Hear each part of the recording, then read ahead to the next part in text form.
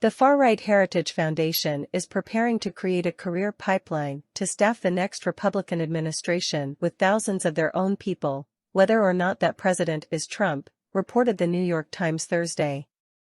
Think of it as a right-wing LinkedIn.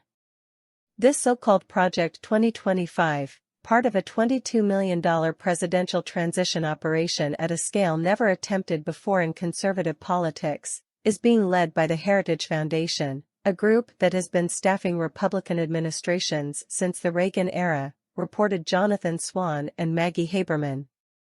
Heritage usually compiles its own personnel lists, and spends far less doing so.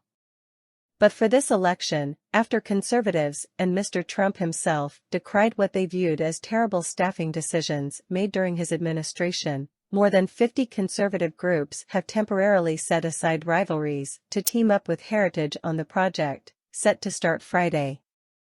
Heritage, according to the report, has already identified hundreds of thousands of potential recruits, and has a goal of getting 20,000 people into the next GOP administration. The glaring problem with such an effort is that the various Republican hopefuls would most likely use different staffing criteria. Mr. Trump, the clear frontrunner, cares far more about personal loyalty than ideological convictions, said the report. Indeed, he spent the bulk of his presidency trying to root out people whom he perceived as aligned with political critics, such as the Bush family, or Obama administration officials. In meetings at Mar-a-Lago over the past 2 years, Mr. Trump has repeatedly complained that his first administration was full of snakes and traitors.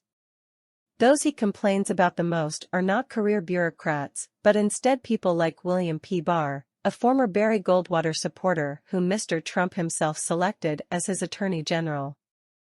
The Heritage Foundation is infamous for pushing an extreme right agenda. One of its key legal minds, Hans von Spakovsky, is an unapologetic opponent of voting rights who held meetings with Republican officials to promote unsubstantiated voter fraud claims ahead of the 2020 election.